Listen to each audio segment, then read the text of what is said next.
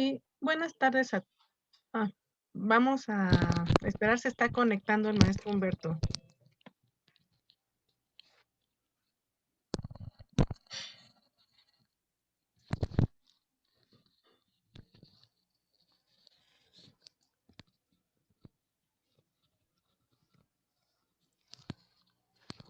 Bueno, daremos inicio Hola, buenas a tardes a nuestro... todos. Hola, Buenas maestro. tardes. Ya llegó el maestro Juan Humberto, nuestro secretario estudiantil. Se encuentra con nosotros ya el doctor Mauro Solano, maestro Humberto, y daremos inicio Muy bien. a los trabajos de esta jornada de balance, que es la 35ª, y para el inicio daremos la palabra al maestro Juan Humberto Sendejo. Adelante, maestro, por favor. Hola, muy buenas tardes a todos. Buena tarde, espero que se encuentren bien en compañía de sus familias y pues es un placer darle la bienvenida al doctor Mauro Sergio Solano Olmedo. Bienvenido, doctor. Muchas gracias por su participación. Sabemos que hay un montón de trabajo detrás de todo lo que tenemos hoy en día con la educación en línea, pero le agradezco mucho que se tome el tiempo para impartirnos esta plática. Y maestros, pues con este evento damos inicio a la jornada de balance académico. Muchas gracias por su participación y espero que sea de mucha ayuda la información que ustedes nos puedan brindar para tratar de apoyar a nuestros estudiantes en estos días, ¿no?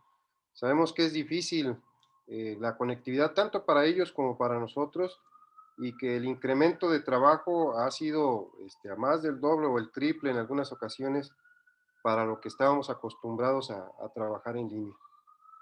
Ojalá y se tomen su tiempo para apoyarnos con esta información que es de gran ayuda para nosotros y poder implementar todas las estrategias que ayuden a que nuestros estudiantes salgan mejor preparados y que a pesar de las condiciones que de repente se encuentran ellos para realizar su trabajo, tengan la iniciativa y tengan el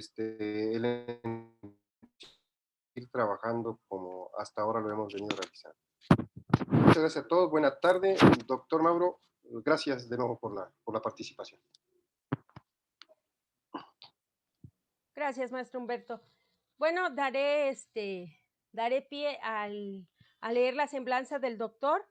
Y antes de pasar a la semblanza del doctor, quiero recordarles que estamos ya celebrando esta 35ª jornada de balance y es importante porque nos ayuda y nos apoya a canalizar a nuestros alumnos. Primero identificarlos, pues canalizar para empezar a hacer acciones. Estas acciones van encaminadas justamente a prevenir su rezago escolar y a que ellos regresen a las aulas. Es muy importante su participación. Está abierto el PCI en el registro para hacer este registro que le llamamos registro semáforo, donde nos dice los colores, el grado de riesgo académico que tienen los alumnos. Entonces, sean bienvenidos y daré paso a la semblanza del doctor Mauricio Sergio Solano Olmedo. Su charla se titula Orientaciones para la enseñanza, el aprendizaje en la educación media superior en el contexto de la pandemia. Leyendo el currículum del doctor, él ha estado en diversas instituciones, tanto la UNAM, CONALEP, la SEP, es decir, conoce muy bien todo el sistema educativo nacional. Él estudió Ciencias Políticas y Relaciones Internacionales por el CIDE. Es maestro en Gobierno y Asuntos Públicos por la UNAM. Doctor en Pedagogía por la misma universidad.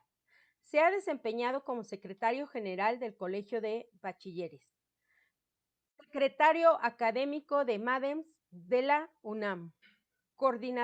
Coordinación de evaluación educativa en el CONALEP. También ha sido coordinador académico del programa de formación para la Escuela Media Superior de la BUAC. Ha impartido diversos cursos, entre los que destacan Historia, Sociedad y Educación en MADEMS de la UNAM, Ética Educativa y Sistemas de Educación Media Superior, Teoría Política y Seminario de Tesis en la Facultad de Filosofía y Letras de la UNAM y actualmente se desempeña como director de Integración de Información Institucional de la SEP. Sea usted bienvenido, doctor Mauro Solano. Le doy la palabra. Doctor, tiene su micrófono apagado.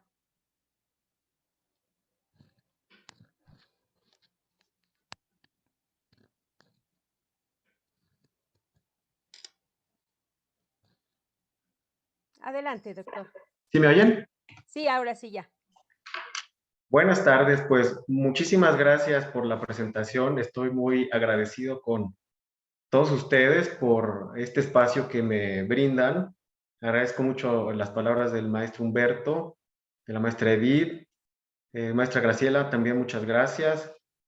También agradecerle al maestro Alejandro Cornejo, que también por su conducto me hizo esta invitación al programa institucional de tutorías y claro también pues de alguna manera quizás no está conectado, pero también un agradecimiento al doctor Benjamín Barajas, que en algún momento tuve mucha comunicación con él cuando justamente estábamos allá en la Madens, y también pues un saludo a la maestra, la directora es la maestra Patricia, ¿verdad? La maestra Patricia García. Entonces también un saludo a ella y a todos los maestros, maestras que están conectados en esta jornada que creo que es fundamental, ¿no? Seguir manteniendo la comunicación entre los docentes, porque digo, la pandemia nos transformó todo el esquema. Y si estamos solos, es, digamos, más difícil. Entonces, el trabajo siempre colaborativo ayuda. Y creo que la ventaja de la tecnología para este tipo de trabajos colegiados, pues ayuda mucho, ¿no? Podemos estar en un taller, podemos estar en la escuela, en el trabajo, en la propia casa, y podemos tener esta interacción. Entonces, les agradezco mucho por su tiempo y también por la paciencia para escuchar algunas de mis ideas. Voy a empezar. Preparé una breve, digamos, intervención de 10 láminas, en donde parto, digamos, de lo general, del bachillerato, allá cuestiones ya muy específicas en el trabajo del aula y ahora, bueno, en la distancia. El título, claro, es Orientaciones para la enseñanza y el aprendizaje de la educación media superior en el contexto de la pandemia. Voy a dar continuar. Sí se alcanza a ver la pantalla, ¿verdad? No hay problema. Bueno, ¿qué me propongo en 40 minutos, 45 de trabajo? Bueno, primero, identificar las dimensiones de la educación media superior, que de repente luego como maestro, frente a grupo, perdemos un poco la dimensión, ¿no? del país, de los subsistemas que hay en media superior. Entonces, un poquito de recuperar eso, los problemas que tenemos de manera general en media superior. En segundo término, reflexionar sobre los aprendizajes de los estudiantes, que eso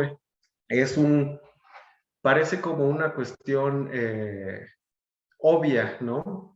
Todo se hace para que los alumnos aprendan, pero de repente es un aspecto que se va dejando un poco, ¿no? Y lo va llenando algún otro tipo de actividades, como es el cumplimiento, poner calificaciones, etcétera, ¿no? Entonces, ese tipo de actividades luego nos distraen un poco del aprendizaje de los estudiantes. Y ahora con la pandemia, bueno, pues todos hemos sufrido, ¿no? De alguna manera este tipo de, digamos, inconvenientes, desde la conectividad, desde el mismo confinamiento y también, pues, la pérdida, ¿no? De algún ser querido o algún padecimiento, digamos, grave que muchos de nosotros hemos padecido en la familia.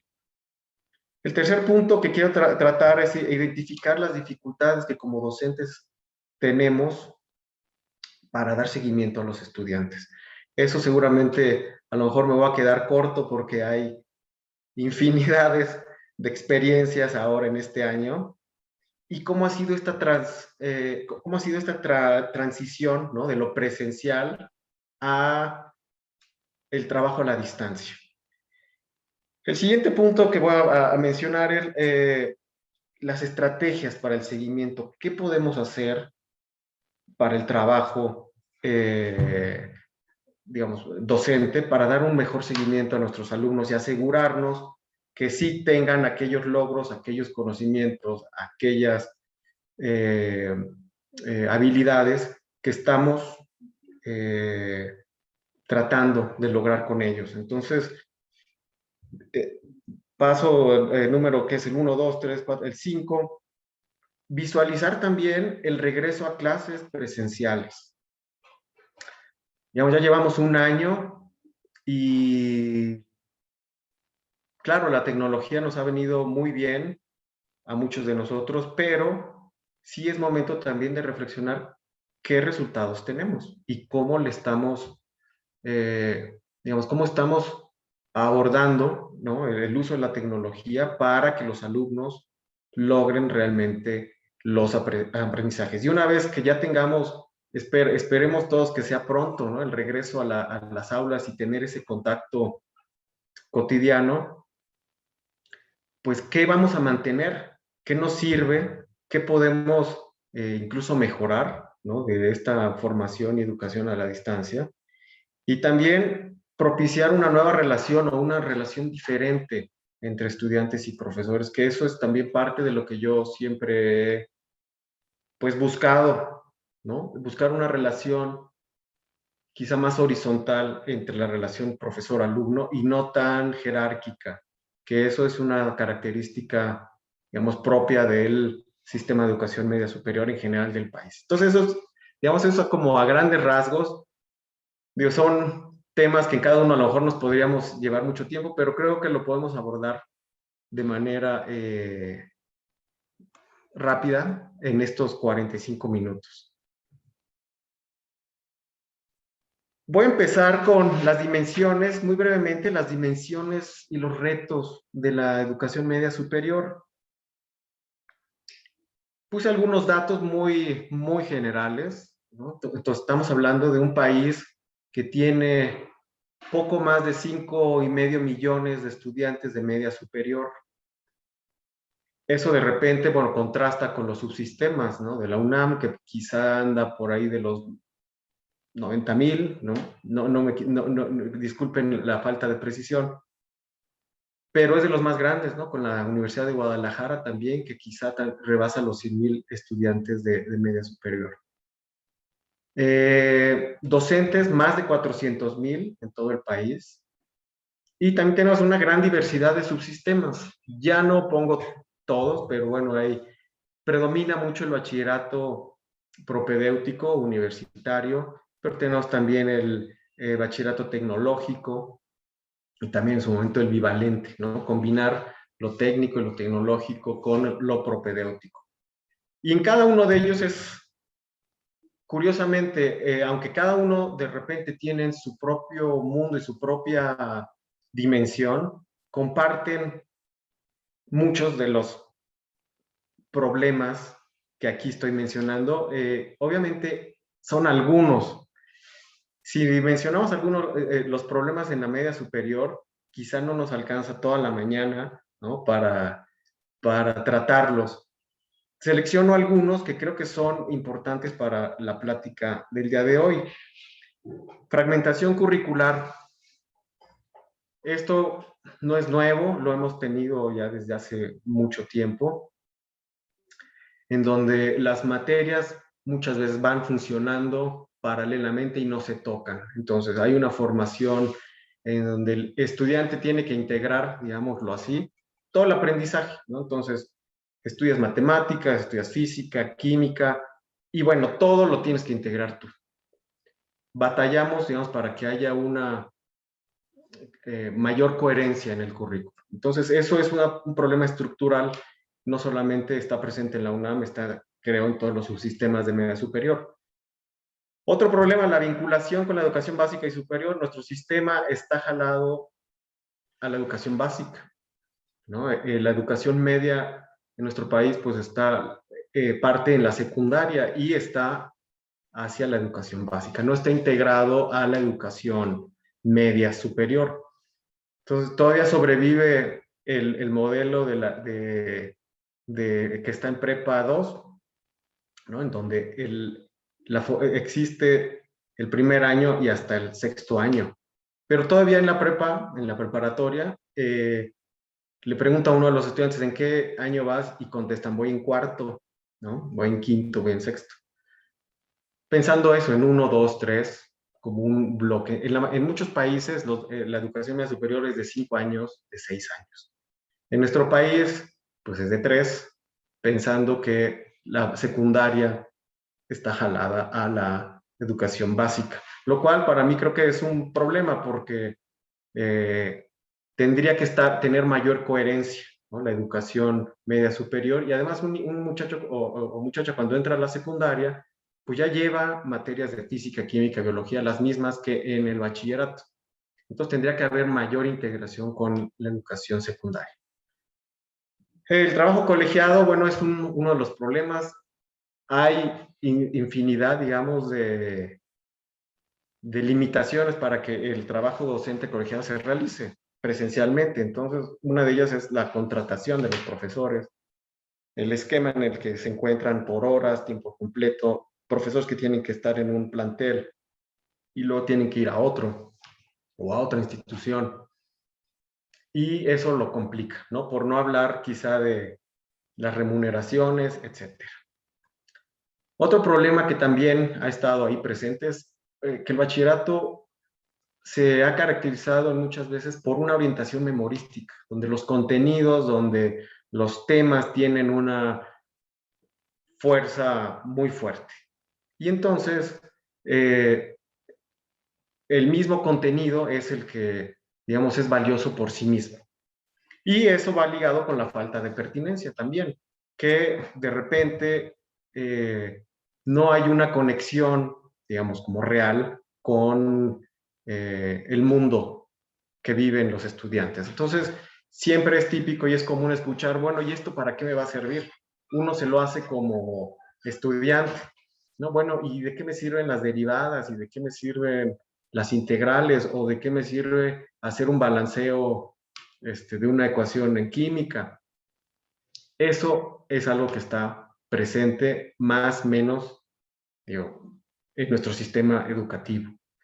Claro que hay buenas experiencias, por supuesto, claro que hay grupos colegiados de docentes que lo trabajan muy bien, efectivamente, pero en general hay este tipo de problemas. Y en términos de algunos indicadores, pues la eficiencia terminal es de promedio de 66%, el abandono, que de acuerdo a las estadísticas de la SEP ha ido bajando, ¿no? De 15, 16, 13, 10. Pero también en la media superior depende de cada subsistema. Entonces, cada subsistema puede tener más o menos estos indicadores y a lo mejor lo toman en cuenta algunas otras variables y no es lo mismo, ¿no? Pero en general más o menos va por ahí el abandono. Y los resultados que se han tenido en evaluaciones internacionales, en PISA principalmente, el Programa Internacional para la Evaluación de los Aprendizajes de los Estudiantes, Planea, en su momento Enlace, pues también dan cuenta que no es que no sepan los estudiantes, porque mucha gente dice, es que sí, las pruebas PISA demuestran que no saben. Sí saben, y saben cosas. El problema es que son aprendizajes muy elementales, muy básicos, en donde la reproducción, la mecanización, es lo principal que se retoma. Entonces, habilidades más de resolver de problemas, habilidades, utilizar el conocimiento, ya sea científico, matemático, para resolver un problema. Ahí es donde nuestros alumnos de 15, 16 años empiezan a tener problemas. Y eso está muy ampliamente documentado en estas pruebas. En el caso de las pruebas nacionales, pues también en el dominio de matemáticas, en el dominio del español, del lenguaje, pues también los conocimientos son muy elementales. Entonces, la gran mayoría alrededor del 70% de los estudiantes están en los desempeños bajos o muy bajos. Entonces, bueno, ese es un problema y ese es un reto que hay que tener en mente siempre cuando estamos hablando de media superior. Y un problema que yo veo también es los programas de formación docente. Hay programas y hay escuelas para formar para la escuela básica, pero para media superior, pues como que lo hemos dejado como país de lado. Entonces siempre se ha asumido como que un profesionista puede dar su materia y su tema. Entonces ya el licenciado en historia puede enseñar historia. Lo cual, o sea, no está equivocado, pero necesitamos un enfoque, preparar a las personas para enfrentarse a un trabajo que ustedes lo saben es muy, digamos, profesional, es un trabajo difícil y es un trabajo que requiere ciertas herramientas para trabajar con jóvenes de otra edad, ¿no? Y trabajar con ellos, digamos, y lograr que ellos trabajen a su vez. Entonces, si hay maestrías, sí hay programas de especialización, pero todavía como país tenemos, desde mi punto de vista, este rezago, ¿no? En la cuestión de formación de maestros. Retos, bueno, nos podemos seguir con más problemas, ¿no? Hemos llegado a infraestructura, problemas de recursos económicos, infraestructura científica, tecnológica, perdón. Lo dejo ahí, pero de que hay más problemas, créanme que los hay. Retos, también para cada problema podemos encontrar un reto, ¿no? Yo aquí menciono algunos. El principal es, no perdamos de vista que el principal reto es la mejora de los aprendizajes. Sabemos que tenemos muchas, digamos, factores en contra, pero eso no nos exime, ¿no?, de tener resultados con los estudiantes. A veces no tenemos la computadora, a veces no tenemos el cañón, a veces no tenemos la plataforma, a veces el internet falla, pero el reto sigue siendo el mismo. Incorporar la tecnología ahora, bueno, recientemente lo hemos hecho, a veces un poquito a regañadientes, y por las circunstancias de la pandemia lo hemos tenido que hacer de manera rápida. Antes de la pandemia yo me había conectado una vez en Zoom y eso fue así como, ¿qué pasó? Y ahora, bueno, ya no sé cuántas llevamos en Zoom y creo que es el mismo caso de ustedes. Otro reto, la pertinencia curricular. Yo creo que ese sigue siendo también un reto del sistema educativo, que aquello que estudien los estudiantes realmente le encuentren una conexión. Seguimos pensando en que más es mejor, y eso es una de las recomendaciones finales que ahorita más adelante voy a tocar, pero seguimos pensando que mientras más contenidos le pongas, mientras más temas le pongas, mientras más unidades hay, el estudiante va a salir mejor, y creo que eso al menos lo podemos poner en duda. Y otro gran reto, el seguimiento de estudiantes, que eso es lo que comentábamos al principio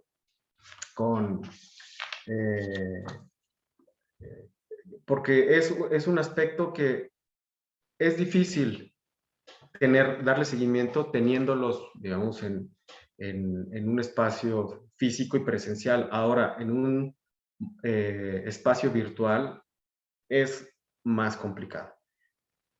Lo cual no quiere decir que sea imposible. Entonces, o sea, sí se puede lograr. Ahora hay que modificar, y eso es ahí donde viene lo interesante y lo atractivo para nosotros, ¿no? Como profesores y como profesionales, que ese es nuestro reto. Entonces, prosigo con la presentación y retomo un poquito más adelante este aspecto. Paso a comentar pues, lo que ustedes seguramente ya han identificado. y que es, digamos, lo repaso muy rápido. El contexto educativo fue un cambio súbito, complicado, en donde nos tenemos que adaptar. Para todo, para ir al doctor, para subirse al camión, para visitar a los abuelos y mucho más, bueno, para tomar una clase. Ese cambio, cada quien lo ha tomado de una manera o a su manera, ¿no? El uso de la tecnología y de las plataformas educativas, pues los jóvenes de repente están, y eso, bueno, me han dicho y lo he visto también, tomando clase en la cama, ¿no? Entonces están ahí acostados. Está muy bien que se conecten, pero claro, es un cambio al que no estábamos acostumbrados. Esta forma de educarnos y de interactuar sin ver los gestos, sin tener ese contacto que a final de cuentas somos seres humanos y yo creo que necesitamos una conexión física importante, ¿no? Cuando terminamos el Zoom, todo el mundo apaga y adiós, ya no hay forma de acercarse, preguntar, ver los gestos, ver digamos, esa conexión como ser humano con la colectividad, la perdemos totalmente. Y claro, la pregunta, ¿estábamos preparados para el cambio? Yo creo que no, pero nos hemos ido adaptando. Para los estudiantes, y eso es ahí, yo creo muy importante también no perder de vista, porque de repente sí he escuchado casos de algunos colegas que dicen, no, es que los estudiantes, es que no se conectan, es que no sé qué más. Pero están en un contexto donde tienen dificultades para conectarse, para acceder incluso a la tecnología, porque uno cree que aunque son otra generación y tienen esta facilidad con la tecnología, pues todavía se batalla para para que los jóvenes la manejen y la utilicen para fines educativos. Están en confinamiento, comparten habitación quizá con varias personas, con sus hermanos, hay ruido, ¿no? Y claro, no hay interacción con compañeros. Los estudiantes que entraron en agosto, pues ustedes seguramente lo verán, que no se conocen, entre ellos dicen, bueno, y hay profesores que preguntan, ¿y dónde está fulanito o fulanita? No, pues no lo conocemos. A veces lo vemos que se conecta, pero pues nadie sabe en dónde está. Y claro, eso también genera un poco de desánimo y algo que vamos a tener que trabajar mucho con el abandono. O sea, todavía no nos queda claro de qué tamaño es la dimensión, porque muchos estudiantes prefieren decir, ¿sabes qué? Mejor cuando ya esté presencial, regreso. Es que no lo entiendo, es que la conexión con el profesor no es la adecuada y mejor me espero un año. Entonces, eso, el problema que se nos viene, quizá todavía no le encontramos la dimensión. Y claro, después de un año, pues vienen estas preguntas. ¿Qué aprendieron los estudiantes? ¿Aprendieron más? ¿Aprendieron menos? ¿Dominan? ¿Tienen habilidades? ¿Qué tipo de habilidades? ¿Resuelven problemas? ¿Logran aplicar sus conocimientos? Entonces, esa es una pregunta que yo creo que no nos tenemos siempre, ¿no? Dándole vueltas y ver y verificar si realmente lo estamos logrando. Es un aspecto fundamental que tiene que ver también con un ejercicio de autorreflexión, ¿no? De nuestro trabajo como docentes. Claro, un poquito hablar de las dificultades para el seguimiento, ya lo comentábamos al inicio. El cambio implicó para muchos, quizá para la gran mayoría de los profesores, ustedes ahorita me dirán, pues mayor carga de trabajo. Y mayor carga de trabajo porque la comunicación con los estudiantes muchas veces es abierta y es directa. Aquellos maestros que tienen el WhatsApp, el correo electrónico, bueno, pues les mandan los trabajos a los estudiantes, les hacen preguntas. Entonces, fuera de horario, fuera de clase, a las 8 de la noche, a las 10 de la noche. Casos que me ha tocado ver. El estrés, bueno, en educación básica, en educación secundaria, en educación media superior, creo que también ha sido un factor, y sobre todo al principio, a lo mejor ya después de un año, ya le hemos ido encontrando mayor arraigo a las actividades docentes en línea. Pero para muchos profesores sí fue un shock tremendo, ¿no? Decir, ¿sabes qué? Es que yo no me conectaba en nada. Es más, ni correo electrónico algunos no tenían, o lo tienen y no lo usan, ¿no? Eso pasa mucho con el correo institucional, que de repente no lo usamos, pero ahí lo tenemos. Y eso, y compaginar con la vida familiar, estar en casa, tener hijos, pues no es sencillo, ¿no? Estar atendiendo a 5 o 6 grupos. Comentábamos ahorita con la maestra Graciela, grupos que pueden llegar a esos 50 alumnos y tengo 6 grupos, vamos a suponer, 7, pues son más de 300 estudiantes. Entonces eso es muy complicado. Y claro, recibir 300 WhatsApps y si a cada uno de los estudiantes se le ocurre mandar 2, bueno, pues ya multipliquémoslo por 2. Y entonces todo el día estamos en este contexto. Las instituciones, bueno, unas más, unas menos, se han podido adaptar de manera más o menos rápida, otras un poco más lenta, pero sí hay ciertas limitaciones para que los profesores utilicen las computadoras en las escuelas o en los planteles, capacitarlos en línea.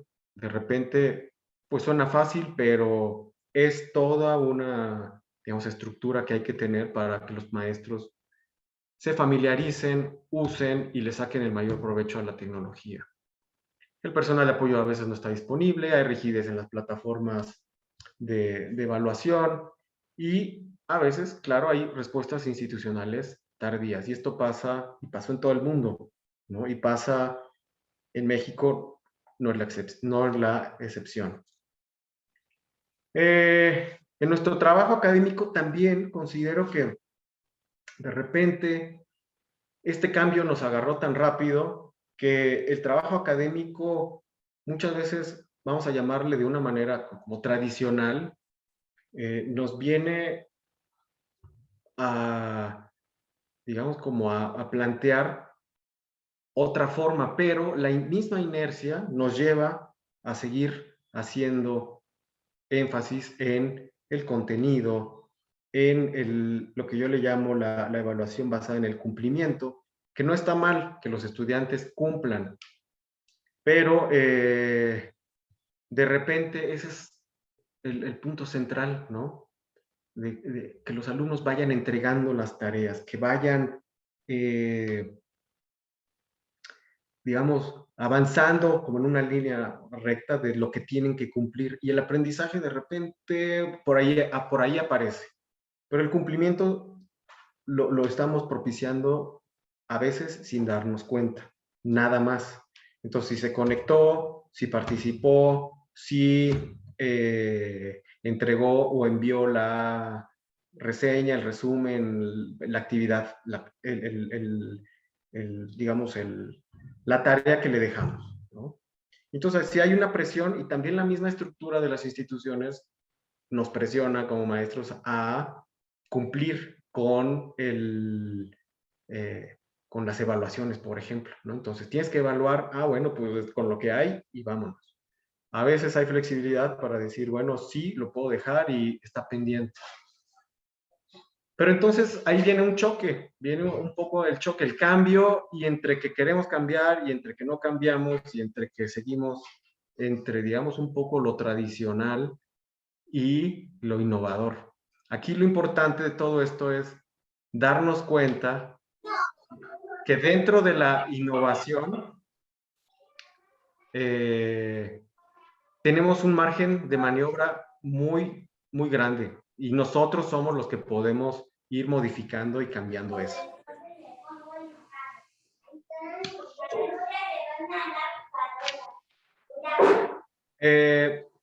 aquí pongo rápidamente ciertos principios que me gustaría compartirles y antes pensar en dos supuestos que luego aparecen, digamos, en el trabajo docente.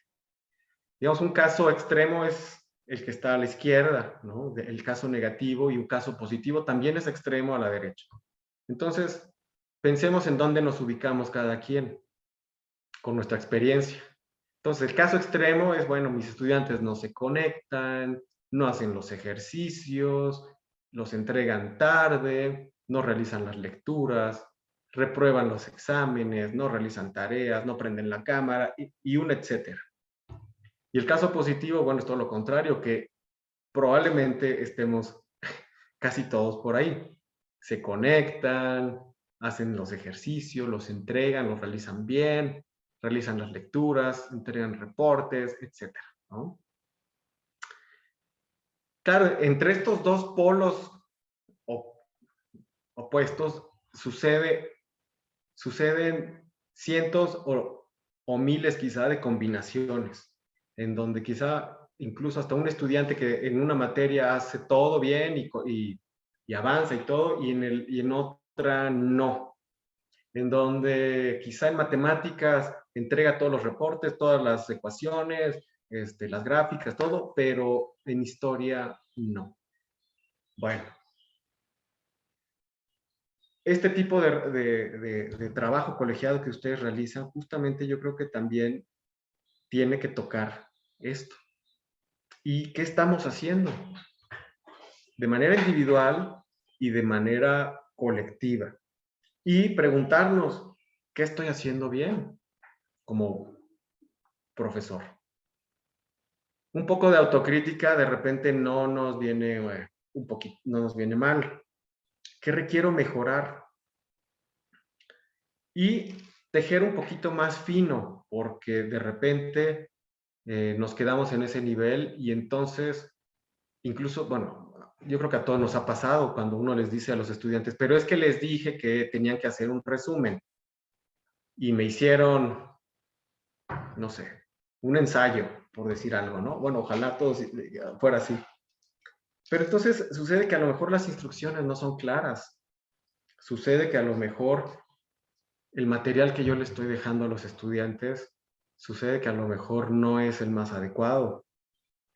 Yo, bueno, he tenido algunas experiencias y en media superior y en superior, les cuento una de superior, de repente los docentes que a mí me tocaron, pues nos trataban como si fuéramos compañeros del doctorado de ellos, ¿no? Entonces, recién egresados del bachillerato y entonces te llegaban con lecturas complejas en inglés y esperaban que ellos dijeran que iba a haber un ensayo, pues todo el mundo sabía hacer un ensayo. Entonces, cuando tengamos este tipo de resultados, yo creo que es importante socializar, primero hacer el ejercicio uno como académico y preguntarse qué estoy haciendo, ¿no? ¿Qué logros estoy teniendo?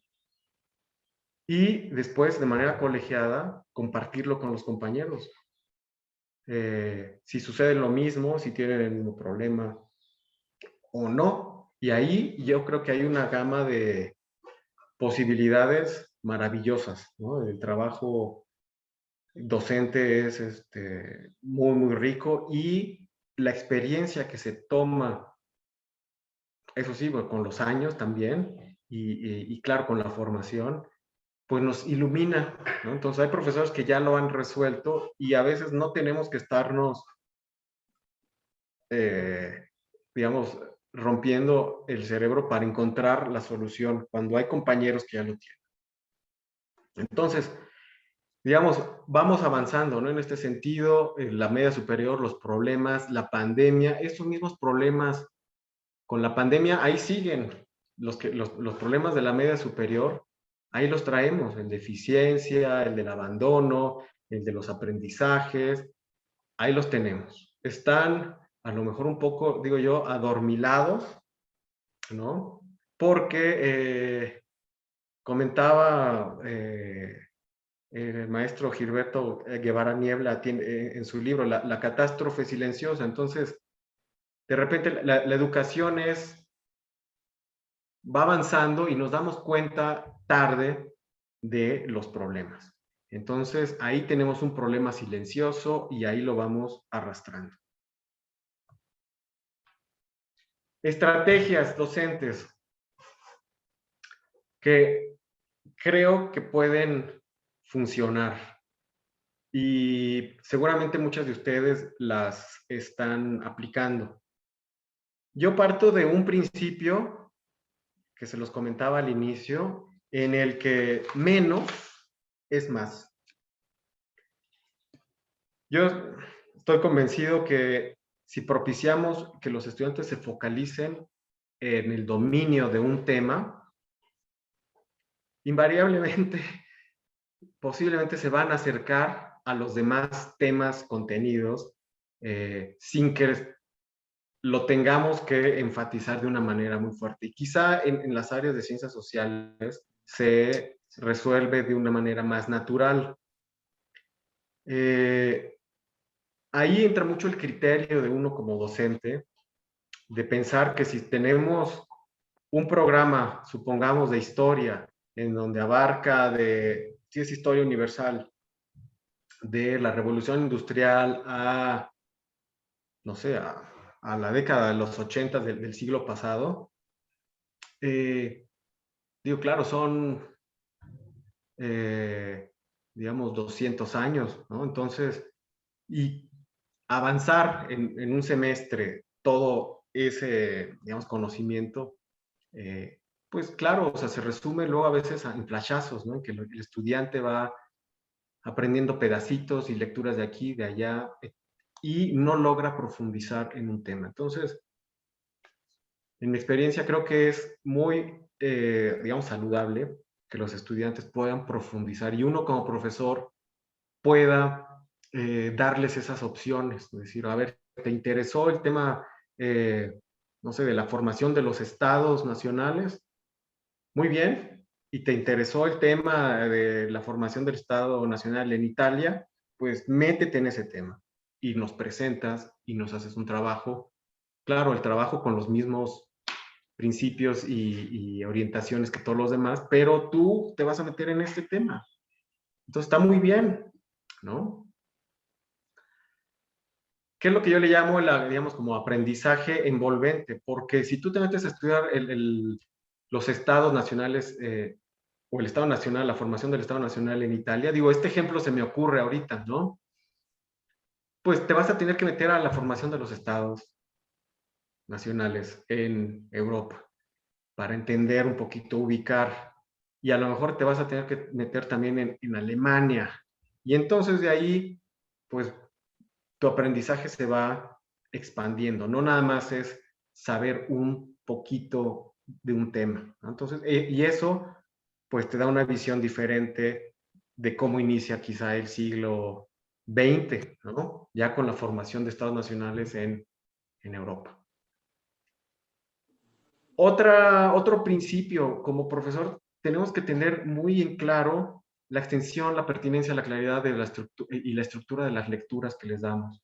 Hay que tener en cuenta que las lecturas que les proveemos a los estudiantes les deben de servir de modelo. O sea, si nosotros queremos que identifique, que hagan un resumen, que hagan un ensayo, bueno, hay que proveerles de un ensayo y tenemos que proveerles de ensayos ricos, de ensayos de autores reconocidos y que sean un ejemplo para que ellos sepan, porque de repente les pedimos un ensayo y en una ocasión un profesor les pidió a unos estudiantes, por ejemplo, que hicieran un análisis de un libro y los estudiantes no sabían qué era un análisis. Les pregunto yo, oigan, pregúntenle al maestro que, para no meterme yo en complicaciones, les comenté esto, pregúntenle. Y ellos muy obedientes fueron, le preguntaron al profesor y a la siguiente clase me dicen, ya le preguntamos y qué cree que fue lo que nos dijo el maestro. Sorpréndanme, ¿no? Entonces, pues no les dijo nada, nada más les dijo, ustedes hagan lo que puedan, como puedan y me sorprenden. Y el libro era un libro de historia así, ¿no? Entonces tenemos como profesores no perder la dimensión de que estamos hablando con jóvenes de 15, 16, 17, 18 años. Y les tenemos que proveer modelos. No esperemos, y esto también en superior, o sea, no esperemos que les pedimos un ensayo y te lo van a saber hacer. Les tenemos que decir, ayudarles porque están en formación a hacer un ensayo. Y les tenemos que proveer del tipo de textos, ver la extensión, discutir con los colegas de qué extensión, con qué estructura, con qué lenguaje les vamos a proveer esos textos, lecturas, ejercicios, ¿no? Es muy importante que establezcamos puntajes claros para los estudiantes. Eso es parte de la motivación. Tareas claras, precisas. No demos por hecho que los estudiantes ya entendieron, porque eso, créanmelo, y ustedes seguramente lo estarán a lo mejor de acuerdo conmigo, no sucede. Tenemos que ser muy explícitos, decirles, mira, espero que hagas un trabajo de estas categorías, de esta categoría, para que él asuma su responsabilidad. Y algo súper importante, ofrecer retroalimentación.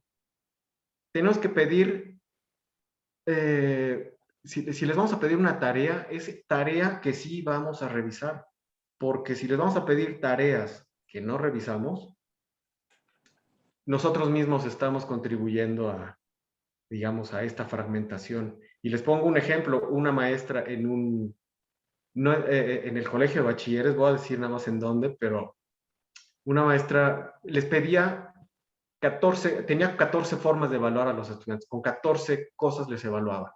Una de ellas era revisar el cuaderno. Y entonces les pedía el cuaderno y a mí se me ocurrió decirle, oiga maestra, ¿y usted revisa todos estos cuadernos? Y me dijo, no, ¿cómo cree? O sea, voy a revisar, nomás aleatoriamente reviso algunos.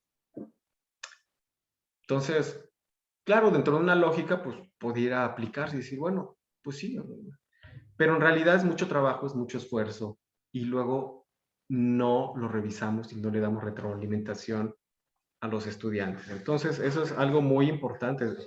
Tarea que les pidamos, tarea que tenemos que revisar. Aquí muy rápido, ¿cómo trabajar con estudiantes que quizá están desmotivados por la pandemia, por el encierro?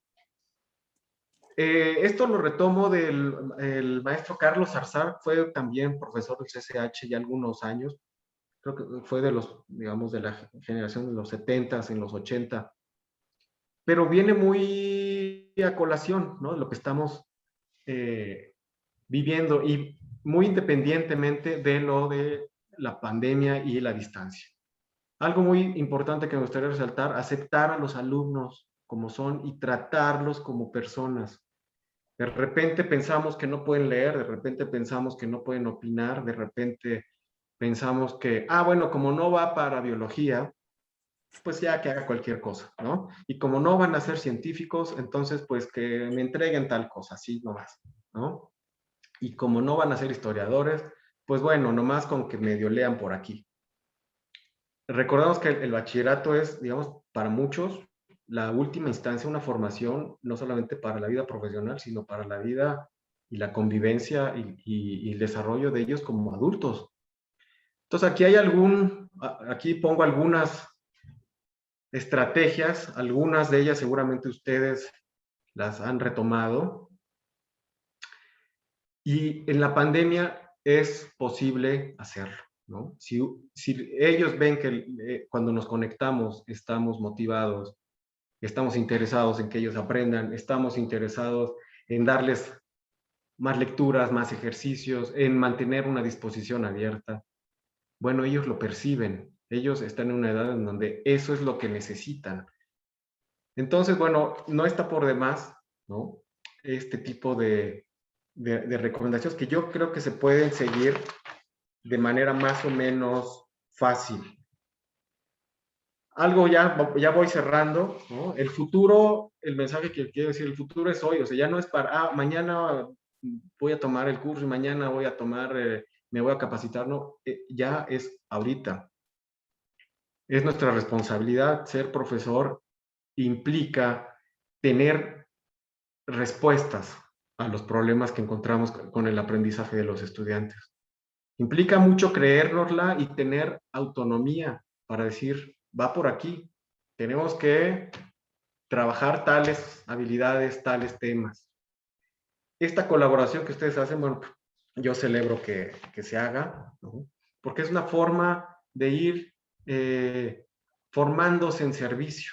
La docencia, creo que siempre uno aprende y esa disposición es muy importante tenerla. Recurrir a los profesores con más experiencia, eso es también fundamental. Y ¿cómo poder empezar? Bueno, esto que están haciendo, planificar, identificar, discutir los problemas, lo que encontramos, que están abandonando muchos estudiantes. Bueno, ¿qué podemos hacer? ¿En dónde se abandona más? ¿En qué áreas? ¿En matemáticas? ¿En actividades incluso hasta deportivas y recreativas? Hay problemas fuertes en los que los alumnos no se presentan o incluso reprueban, que a veces parecía o parece difícil de creer.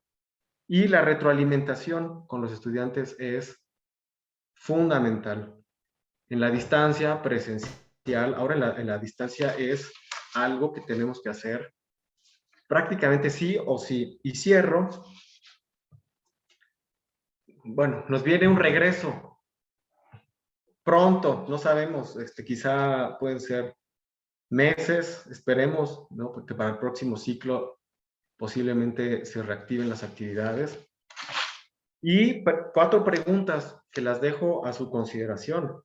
¿Vamos a regresar a lo mismo que hemos hecho antes de la pandemia? ¿Qué podemos aprender con lo que hemos desarrollado en este último año?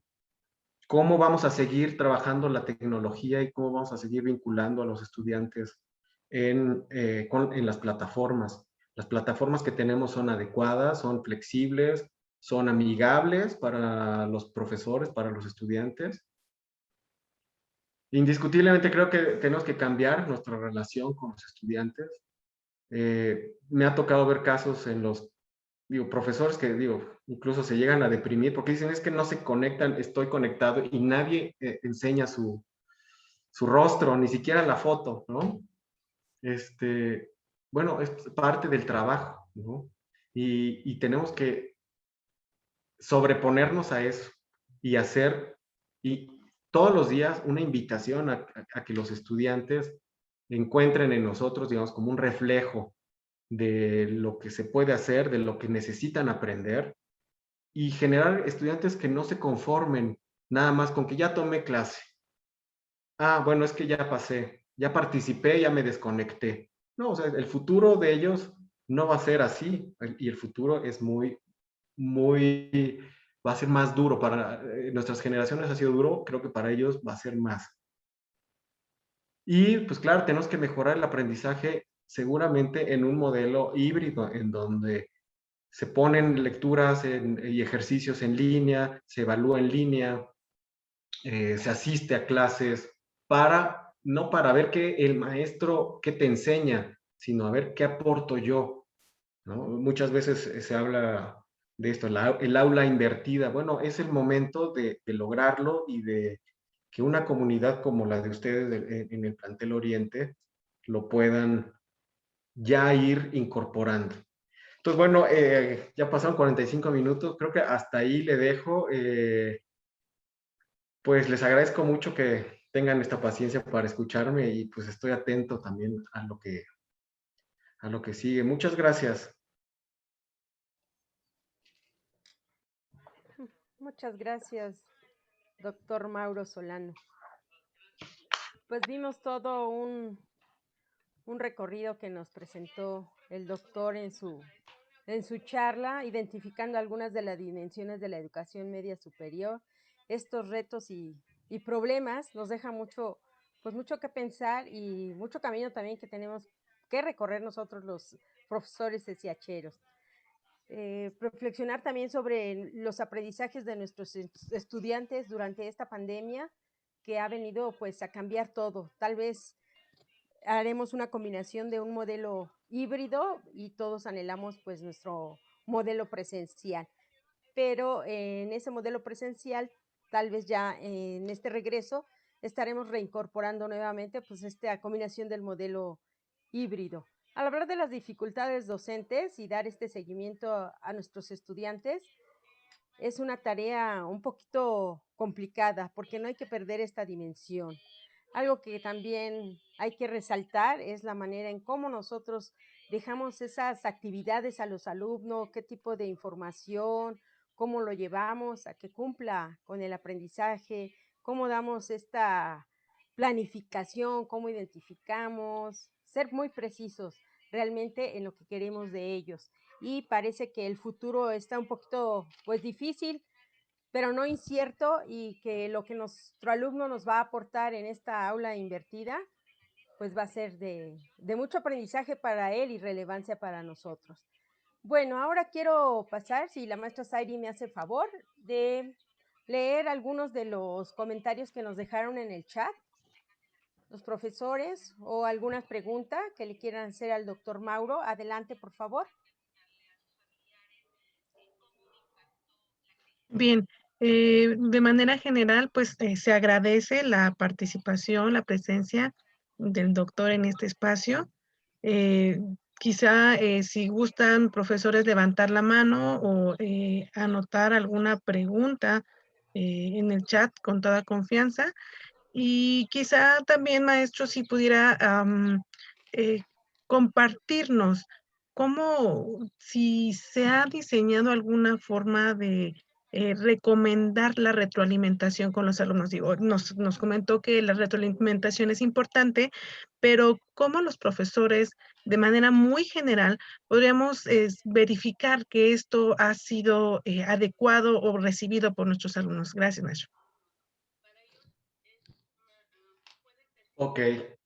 Bueno, no hay receta única, ¿no? O sea, si esto fuera así, estaríamos quizá del otro lado, pero no hay una receta porque el contexto es diferente en cada institución, en cada estado, incluso en cada grupo de estudiantes, y cada profesor también lo maneja de manera diferente. Lo que yo creo que sí puede haber como un principio, que es el que yo decía, si yo dejo una tarea, primero, como profesional de la docencia, identificar lo que yo quiero que ellos logren. Entonces, por ejemplo, si estamos en historia, que era el ejemplo que yo ponía, entonces, bueno, que puedan explicar alguno de los fenómenos o los cambios sociales, económicos del siglo XIX, por decir. ¿Cuál? El que sea, ¿no? Yo puse el ejemplo de los estados-nación, muy bien. Pero, ¿cómo me voy a dar cuenta que efectivamente el alumno comprendió y entendió y leyó? Si le pido un texto que no es claro, como el ejemplo que les ponía, un análisis, ¿no? Entonces, le tengo que tener una rúbrica y tengo que tener claridad. Digo, rúbricas, hay un montón de teorías sobre eso, ¿no? Y en internet encuentra uno rúbricas, pero son criterios. ¿Por qué? Porque facilita esta retroalimentación. Entonces, si a uno le dice la rúbrica, claro, te estoy pidiendo un ensayo, pero el ensayo tiene varias partes y cada parte te la estoy evaluando. Entonces, si tú haces una presentación clara al inicio, contundente, bueno, pues eso en esa parte tienes, no sé, quizá 4 puntos, ¿no? Y el mismo alumno se da cuenta que pues sí, no, al inicio no empecé el ensayo con mi idea, ni siquiera puse la idea, empecé a describir el tema y no planteé mi idea central. Entonces, eso ayuda. Entonces, en el momento en que tú tienes un criterio y un referente, facilita esa retroalimentación. Entonces, a la hora de evaluar, es muy fácil, digamos, decir, bueno, tráeme tu trabajo y veamos si y esto, por ejemplo, se puede hacer incluso entre los mismos compañeros. Yo lo he hecho con estos criterios. El compañero de al lado, o el compañero ahora, ¿no?, del otro lado de la ciudad, vía electrónica, te puede ayudar a revisar el trabajo del propio estudiante. Entre ellos se pueden evaluar. ¿Por qué? Porque es muy fácil ver si ese trabajo cumple con criterios. Y claro, tienen que ser criterios muy sencillos, muy claros, y también eso obliga a tener menos trabajos, que eso es lo que creo que también es muy importante. Les ponía el ejemplo de la maestra que calificaba 14 actividades, entonces asistencia, puntualidad, cuaderno, 3 exámenes parciales, examen final, participación en clase, bueno, hasta llegar a 14. Multiplicado por 6 grupos, lo traía la maestra en una matriz con puntitos, y entonces todo era muy complicado darle seguimiento a eso, ¿no? Entonces, en la medida en que tenemos menos actividades, entonces, claro, tienes un proyecto, tienes una evaluación y haces una presentación. Tienes 3 cosas que tienes que cumplir en el semestre. Y cada una tiene un criterio, entonces los alumnos ya saben, y eso facilita el trabajo de uno. Digo, no quiere decir uno que se la va a vivir en la, en la chorcha, ¿no? Como se dice. Pero nuestro trabajo a veces realmente es hacer que los estudiantes trabajen y que ellos hagan cosas, que a veces eso choca un poco con nuestra lógica, ¿no? Porque pensamos muchas veces que el maestro es el que tiene que, digamos, como entretener, digámoslo, al grupo. Entonces, está callado, el profesor está hablando y pasa el director del plantel y los ve que todos están trabajando, los maestros. No, el que tiene que trabajar son los estudiantes, ¿no? Y esa es nuestra chamba. Entonces, tienen que escribir, tienen que leer, tienen que resolver. Y, ¿cómo te das cuenta? Pues, en lo que escriben, en lo que presentan y en lo que resuelven. Entonces, no hay más, ¿no? Si le buscamos otros criterios, pues sí, o sea, si se conectan, si no, si prenden la cámara, si asisten o no, pero al final de cuentas, por ejemplo, esas 3 cosas sería para mí, muy fácil, y que ellos lo entiendan y que sepan que tienen que hacer un producto y que lo van a revisar, y entonces se focalizan en un producto, ¿no? Entonces, y aplica para todas las materias, o sea, puede ser un proyecto científico, un proyecto de ciencias sociales, un ensayo, una presentación, ¿no? Y valora uno eso. Entonces, también nos obliga a cambiar la forma como evaluamos, que eso es algo que quizá no le puse mucho énfasis, pero hay casos, y esto es un ejemplo verídico, donde un estudiante presentó, yo estaba haciendo un estudio de campo, y un estudiante presentó, y leyó el libro de El viaje al centro de la Tierra, ¿no? De Julio Verne, y era el chico más inquieto del primer semestre del grupo. Fue el que presentó mejor. O sea, leyó, se expresó muy bien, en 7 minutos presentó el texto. Yo dije, wow, este chico, pues, 10, ¿no? O sea, yo lo pasaba porque leyó el libro, presentó, dio dominio del tema. Al final del ciclo escolar, digamos en enero, pregunto a la maestra cómo le fue a este chico inquieto. Reprobó. ¿Y por qué reprobó? Porque no cumplió, no entregó las tareas y no entregó los trabajos. Entonces, claro, o sea, digo, es muy importante cumplir, pero cuando uno ve que un estudiante leyó el libro, lo entendió, lo comprendió, lo comunicó, bueno, algo tenemos que ajustar en nuestros criterios desde mi punto de vista. Porque entonces ya reprobó literatura o el dominio del español, entonces ya reprobó matemáticas y se le juntó con física, y luego el de deportes lo reprobó por los zapatos sucios, pues ya tiene 4 materias reprobadas, ya es irregular, y entonces prácticamente está fuera. Entonces, ese tipo de cosas yo creo que sí hay que tomarlas en cuenta, porque a veces no lo vemos y entonces decimos, no, es que es un flojo, ¿no? Identifiquemos que las habilidades que tienen los alumnos, que las podamos identificar, porque ahí están, y este ejemplo a mí me tiene todavía, esto fue hace ya 4 o 5 años, pero todavía me impresiona porque estamos hablando de una escuela pública en la Ciudad de México con muy buenos maestros, ¿no? Grupos pequeños, y pasa esto. Entonces, sí tenemos que tener mucha atención en esos criterios, reducir los criterios de evaluación y ponerle énfasis en las habilidades que tienen. Entonces, ahí otra vez, creo que menos es más. Gracias, maestro. Tenemos otras preguntas y una participación directa. Entonces, vamos una y una, corresponde a la participación directa, por favor.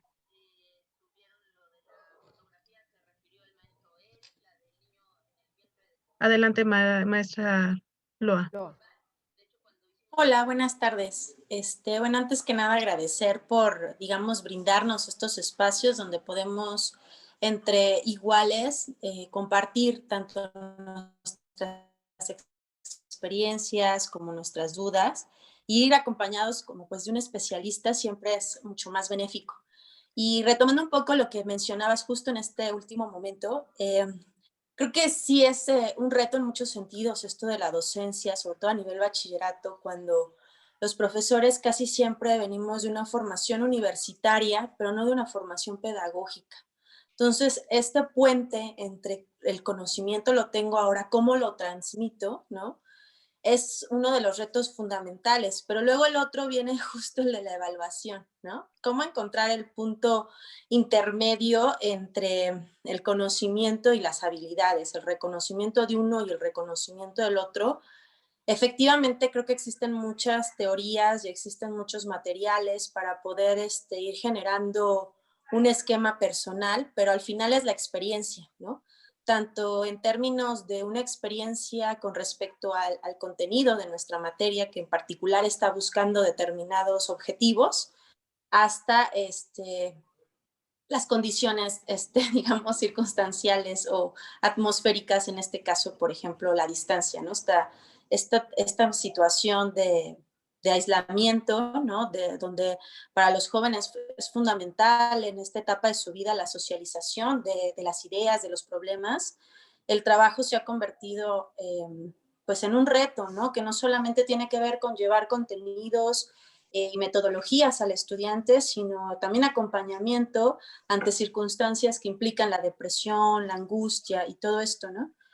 Pero creo que lo que es súper valioso es no perseguirnos tanto, ¿no? Como docentes también ser muy pacientes de nuestro propio proceso. Creo que a veces caemos en esta circunstancia muy persecutora, ¿no? De la idea del profesor y de que el profesor todo lo sabe y el profesor todo lo tiene resuelto desde el principio y el profesor ya sabe cómo va a hacer esto, aquello y qué va a pasar cuando algo no funcione, ¿no? Y la realidad es que no, ¿no? O sea, que podemos tener conocimiento muy efectivo de ciertos contenidos y podemos ir planeando estrategias y también puede que no funcionen, ¿no? Y tenemos que ser muy tolerantes ante nosotros y ante el otro, ¿no? Que no responda ante las necesidades que nosotros estamos planeando para un semestre y aún así ir avanzando. O sea, yo creo que una parte de la recomendación, este ejercicio que se hacía antes de la bitácora para el alumno, ¿no? Que el alumno llevara una bitácora de las materias, también de pronto una bitácora de docente, ¿no? Que creo que es parte de lo que implica hacer este reporte final. ¿Qué hice y cómo funcionó? Y ser muy honesto, ¿no? Igual y no lo planteamos en el informe oficial, pero sí tener un informe secreto donde podamos nosotros rastrear qué sí funcionó y qué no, y ser como muy pacientes con nosotros mismos. O sea, creo que eso es una clave súper importante, porque si no, de pronto todo es muy frustrante, ¿no? O sea, para los chavos es muy frustrante no entender cosas, no poder generar diálogo, y para nosotros es muy frustrante también que de pronto no se nos entienda, que no se comprenda lo que estamos diciendo. Entonces, creo que algo que es muy valioso es prueba y error y como mucha honestidad en esta práctica, ¿no? Gracias. Gracias, maestra, por su comentario. Maestro, ¿gusta comentar algo al respecto?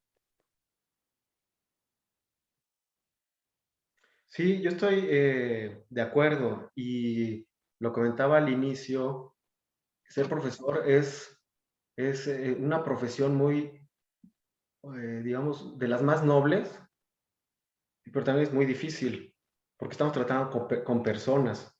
Y incluso aquellos profesores, digamos, de las normales que se forman, también tienen un proceso y tienen que tener un proceso de acompañamiento, cosa que en media superior, pues de repente no se tiene, ¿no? Entonces no tenemos una formación y luego el acompañamiento pues va siendo exacto sobre la marcha. Y yo creo que estoy de acuerdo, hay que tener conciencia de eso, ¿no? De que nos estamos formando en servicio y tener esa humildad. Yo coincido totalmente, ¿no? Con la maestra Loa. Y a veces uno como maestro se equivoca y se vale y uno no lo sabe todo, ¿no? De repente hay grupos que se facilita lo que uno pensaba que iba a funcionar, pero hay grupos que no. Y entonces es ahí donde luego uno se da como de topes, ¿no? Porque dice, es que no lo tenía considerado, ¿no? Alumnos que tuvieran esta reacción, alumnos que tuvieran este tipo de interacción, ¿no? Entonces uno también se va forjando y eso hay que tenerlo muy, muy claro y se hace mejor con la ayuda de los compañeros. Eso sí, eso creo que es muy importante. Si uno se lo queda, pues esto que comentaba la maestra Loa, se puede uno frustrar. Y algo que comentó de la evaluación, creo que es muy importante, es un punto que no comenté, el punto de partida, de dónde partimos con los estudiantes que nos llegan. Entonces, si nosotros no consideramos eso, que eso nos puede pasar, ¿no? A cualquiera, que de repente no consideramos las habilidades, los conocimientos con los que llegan y arrancamos, ¿no? Yo como estudiante lo sufrí, entonces de repente entré a un curso de microeconomía y el maestro daba por sentado que todo el mundo sabía cálculo diferencial, por ejemplo, y entonces no hubo un diagnóstico. Entonces yo creo que eso es algo muy importante, que los maestros puedan tener esa capacidad de decir de dónde partimos, conocer a los estudiantes, para que la evaluación sea más fácil. Entonces, si sabemos que la lectura, la escritura, la resolución de problemas al inicio no vienen muy bien, bueno, identificarlos y trabajar. En todo, o sea, los estudiantes son personas y son personas inteligentes como cualquier otra.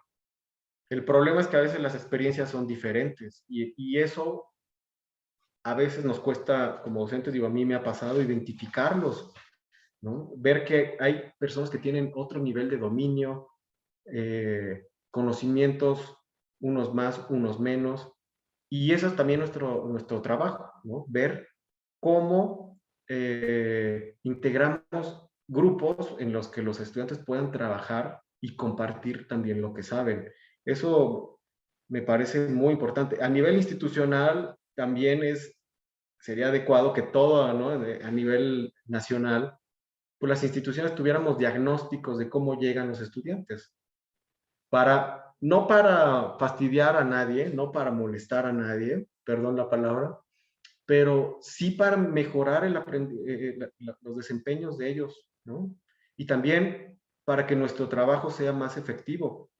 Entonces, si sabemos que los estudiantes llegan de la secundaria, por ejemplo, con problemas todavía elementales de las leyes de los signos y la aritmética, bueno, estar conscientes de eso, porque eso sucede. Y si eso no lo tenemos consciente, pues nos vamos a frustrar, evidentemente. Más si ya estamos en un curso, no sé, de álgebra, en donde eso ya ni siquiera está en el tema y en el contenido, pues es muy frustrante. Eso sí lo tenemos y de todos modos tenemos que lidiar con eso. O sea, ya están en cuarto semestre, los estudiantes ya los aceptó la universidad, la institución, y tenemos que trabajar con ellos, ¿no? Con estudiantes que muy probablemente a lo mejor luego la ley de los signos, la suma de fracciones, se les complica. Pero si eso lo tenemos, nos facilita también nuestro trabajo. Entonces, es otro, digamos, tema y yo creo que eso es un área muy, muy importante, ¿no? Tener diagnósticos, digamos, más certeros de cómo nos llegan los estudiantes. Bueno, eso sería mi comentario y coincido, claro, con todo lo que comentó la maestra Loa. Bien, maestro, tenemos 2 preguntas más y una serie de comentarios. Con respecto a los comentarios, dice que efectivamente debemos de dirigir las estrategias de aprendizaje y tener en claro el ABC que se debe seguir para todo este proceso, y que el proceso no se dificulte. También agradecen su participación y pues efectivamente resaltan que hay que esforzarse para poner en práctica las recomendaciones que se hacen día a día para mejorar nuestra docencia. Otro comentario es con respecto al trabajo colaborativo. En este sentido, los alumnos deben de estar más interesados por aprender, y uno como docente depende motivar el deseo de los alumnos por este aprendizaje. Entonces, dice aquí, es conveniente también hacer un test de habilidades al iniciar el curso. Y con respecto a las preguntas, tenemos 2, una que se refiere a ¿qué tipo de actividades sugiere llevar a cabo con los estudiantes para lograr aprendizajes significativos? Y hay otra que está en un contexto un tanto distinto, que nos pregunta, ¿qué pasa en caso de que el profesor ofendido en una sesión virtual por unos alumnos, cuál es el proceso, cuál es la recomendación a seguir en el momento de esta situación y cómo se realiza, cómo recomiendan desde su lado el seguimiento a este tipo de problemas? Ujú.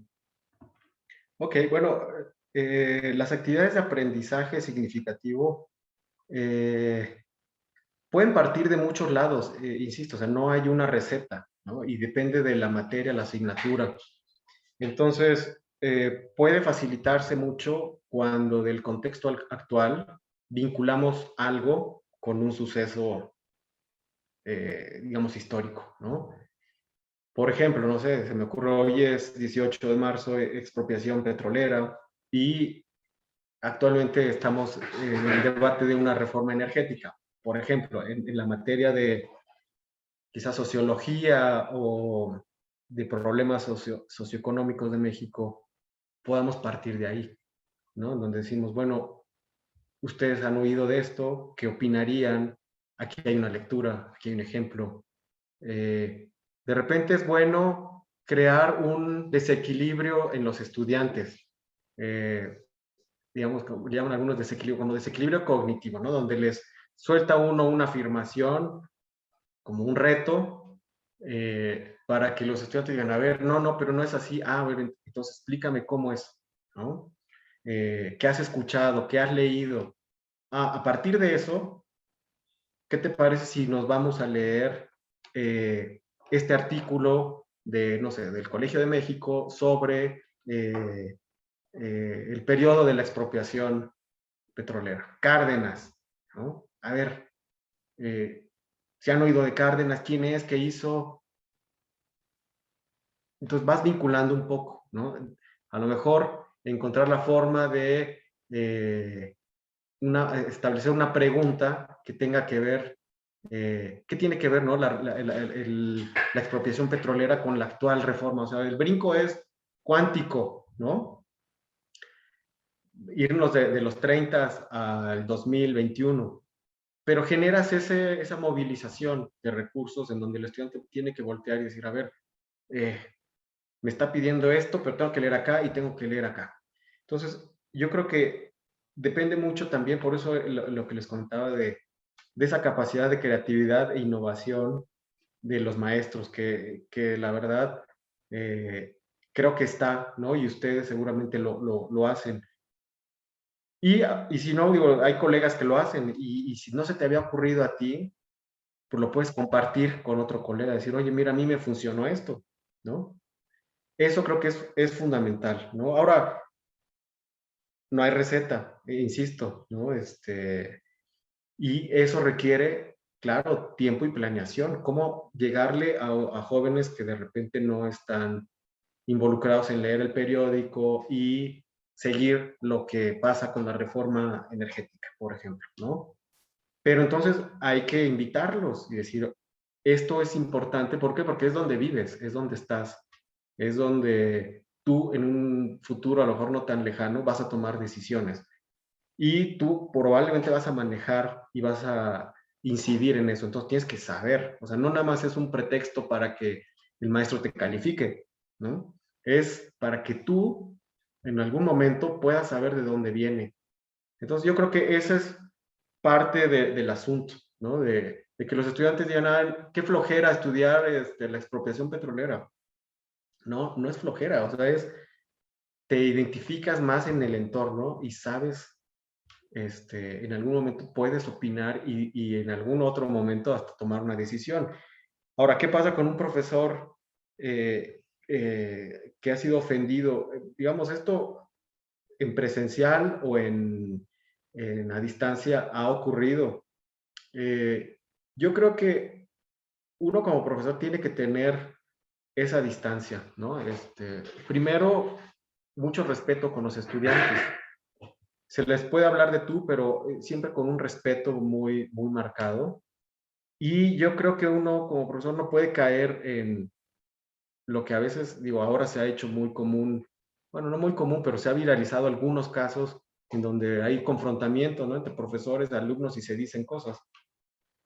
Yo creo que no nos toca, ¿no? Si el estudiante reacciona mal, ofende, no nos toca, más que yo creo que trabajarlo en estas instancias colegiadas y ver si es una situación constante y, digamos, muy marcada del estudiante. Digo, un día malo, le damos el beneficio de la duda, cualquiera quizás lo tiene. Entonces, digo, se tendría que revisar, ¿no? Entonces, si el profesor tiene la evidencia y grabó la clase, entonces yo creo que sí es importante, o sea, tampoco dejarlo suelto. Sí es necesario revisarlo colegiadamente y tomar una determinación, ¿no? En dado caso.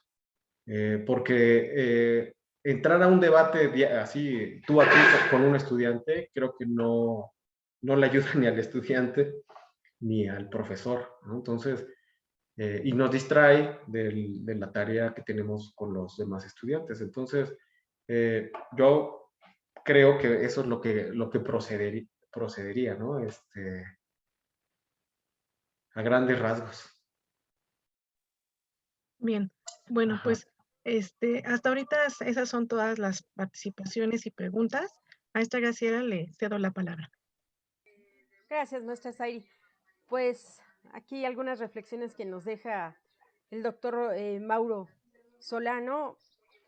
Partir de un diagnóstico que es muy importante, nosotros contamos con algo que se llaman las listas dálmatas y al inicio de cada semestre el profesor puede hacer consulta de ellas para impartir sus clases, diseñar su curso o dar seguimiento a sus alumnos. Por lo regular, el colegio trabaja de manera conjunta y colaborativa en conjunto con las secretarías, programas y demás. Solo me queda darle nuevamente las gracias por esta participación y estupenda charla que nos deja muchas cuestiones que reflexionar sobre nuestra docencia. Y le invito al maestro Humberto para que cierre esta conferencia y dé inicio, por favor, a nuestra 35ª jornada de balance. Nuevamente, muchas gracias, doctor Solano. No, a Le doy ustedes, la muchas palabra al maestro gracias. Humberto. Bien, muchas gracias, doctor. Muy interesante la temática y sin duda nos deja material para hacer una reflexión a nosotros como docentes sobre la forma en que llevamos a cabo nuestras clases y sobre todo la parte de entender al estudiante, que sin duda pues es la parte fundamental también de este colegio y de todo el sector educativo. Y muchas gracias también a todos los asistentes. Me da gusto ver que hay bastante asistencia. que tenemos profesores dentro del programa que están comprometidos con su función, con su trabajo y sobre todo con el servicio que debe de brindarse a nuestros estudiantes. Y pues ya siendo las 14:30, pues formalmente damos inicio a esta 35 jornada de balance académico, esperando la participación de todos ustedes y la invitación abierta a que envíen sus comentarios, sus propuestas con respecto a lo que tienen en cada uno de sus grupos. Gracias a todos por su participación, por adelantado, y espero verlos pronto. Muchas gracias a todos. Gracias, maestro Humberto. Pues, aunque sea en emoji, damos un aplauso al doctor Mauro Solano y esperemos verlo pronto en otra invitación. Muchas gracias, doctor. ¿Cómo no? Muchas gracias. Buen día, a sus profesores. órdenes. Gracias por su asistencia. Gracias, doctor. Gracias a todos. Que tengan muy buena tarde. Gracias, doctor Mauro. Maestra. Gracias. Saludos a todos. Muchas gracias por su paciencia. Gracias. Gracias. Gracias. Muchas gracias. Gracias, buen día a todos.